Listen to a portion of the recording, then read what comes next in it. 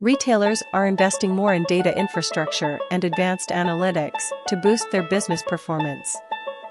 In this video, we will learn the reason why retailers are investing more in data infrastructure and advanced analytics. Let's get started. The convenience store sector, in particular, is investing heavily in data infrastructure and analytics. That might seem unexpected, but consider this: as the country moves toward phasing out fossil fuel-powered vehicles, which would eliminate a substantial part of the sector's income stream, convenience stores that sell fuel are likely to be among the greatest revenue generators. VentureBeat spoke with David Thompson, founder and CEO of 3 Leaps LLC, a company that helps businesses accelerate and scale automation using a data-driven approach, to get a better sense of where retailers are investing. Derek Weldon is David. There is growing interest in advanced analytics and data infrastructure tools as organizations continue their economic recovery efforts from the woes of the pandemic, and many seek new ways to gain competitive advantage. Data tools that improve predictive and behavioral analysis are most in demand. The convenience store sector is one industry investing heavily in data infrastructure and analytics. It may seem incongruous, but remember this: when the country moves towards eliminating fossil fuel-powered cars, which will decimate a substantial portion of the industry's income, a large number of convenience stores sell fuel, and it's usually their most profitable product. Is there anyone who doesn't employ their own data scientist? It's hard to generalize, but Thompson said that the major reasons data infrastructure investments have been made are to increase retail channel performance by boosting trip frequency and basket rates. As the name indicates, basket rates refer to how many items a customer puts in their shopping carts, whether physical or digital. Thompson noted that in certain sectors, there has been a large investment in live chat or other customer engagement tools to increase responsiveness and decrease cost of presence. The answers to those queries, Thompson said, are that the technologies help firms understand their client base better or increase investments in customer segmentation, promotion planning, and pricing. The majority of companies we work with want a certain level of measured automation, where routine choices can be made by a device and unique cases can be brought to a specialist's attention for personal evaluation, he said. Today, retailers of many sorts are recruiting their own data scientists, either individually or collaborating with third parties, to develop solutions. The difficulties of only rules forecasting models have become abundantly clear because of the supply chain disturbances caused by the epidemic. In addition, he said that the firm is now investing more in classification and interpretive technologies, which utilize NLP, natural language processing, and advanced multimedia recognition in live chat and sentiment analysis support to enhance and extend customer outreach. Using data infrastructure to improve every supply chain disruption. Many retail sectors have seen the largest impact from strengthening data infrastructure in supply chain optimization. That can include replenishment or assortment planning, depending on the retail vertical. A retailer with a multi-channel strategy might want to better understand the benefits and costs associated with complex fulfillment options such as order online, pickup in store, or multiple delivery options in order to support their strategy. We see e-channel retailers in particular having invested in tools to automate very rapid competitive responses, what we call dynamic pricing, Thompson said.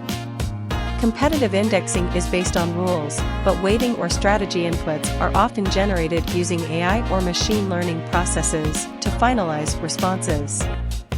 The author says that the best programs focus on measurable success criteria, including specific error measurements and error handling procedures for the unknown cases that are inevitably encountered. Thompson warned that ignoring these areas would almost certainly lead to a failed implementation.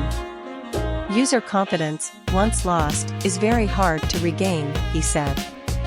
Starting with a subset of the business and dedicating extra time to measuring the outcomes will help instill confidence that the benefits will scale with the program. Taking advantage of advanced analytics tools benefits. Retailers hope to benefit from data infrastructure and advanced analytics investments in 2 primary areas: supporting growth and increasing productivity. Thompson believes that we can use AI or ML tools and applications to gain a better understanding of our environment and customers in a shorter period of time. We can then use this knowledge to evaluate potential strategies more effectively. Because computing is now cheap, we can consider a wider variety of approaches than in the past, which require much less manual labor. According to Thompson, we can improve retention and reduce costs by providing higher quality service. By eliminating unnecessary paper processing, we can make people happier, he said. Every single interaction allows us to improve our training and responsiveness.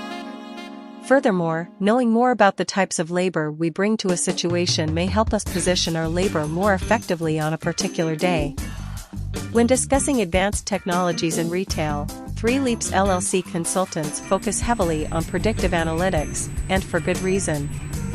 According to him, digital workflows and RPA can provide huge benefits in accuracy, data security, and lower overhead costs, thanks to AI or ML solutions for image, text, and speech recognition.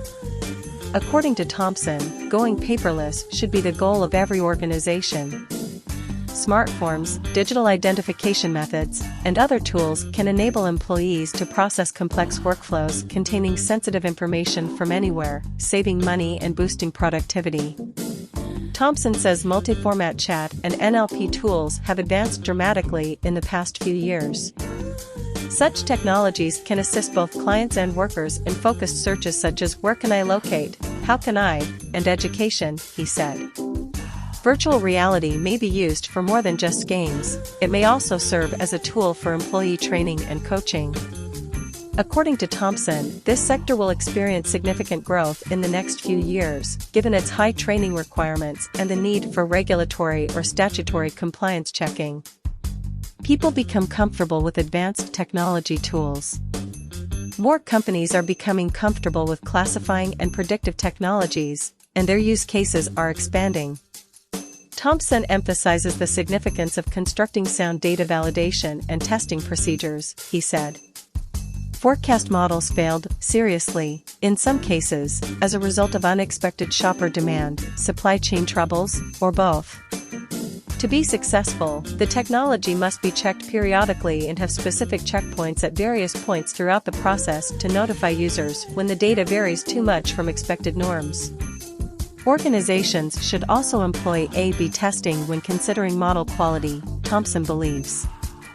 This process allows organizations to assess the impact of price or assortment changes. When working collaboratively, have your design teams, partners, or suppliers build and utilize such a harness, Thompson suggests. Using known historical data against the current system and a planned upgrade, we can see the actual differences in output that result from changes. With such procedures, we build trust in both the quality of our outputs and the handling procedures for unknown or unexpected results. Business users will swiftly reject unstable models for good reason. It's not beneficial to be right occasionally and wildly incorrect most other times. Thanks for watching. I hope you enjoyed today's video. Kindly like, subscribe and comment below. See you in the next video.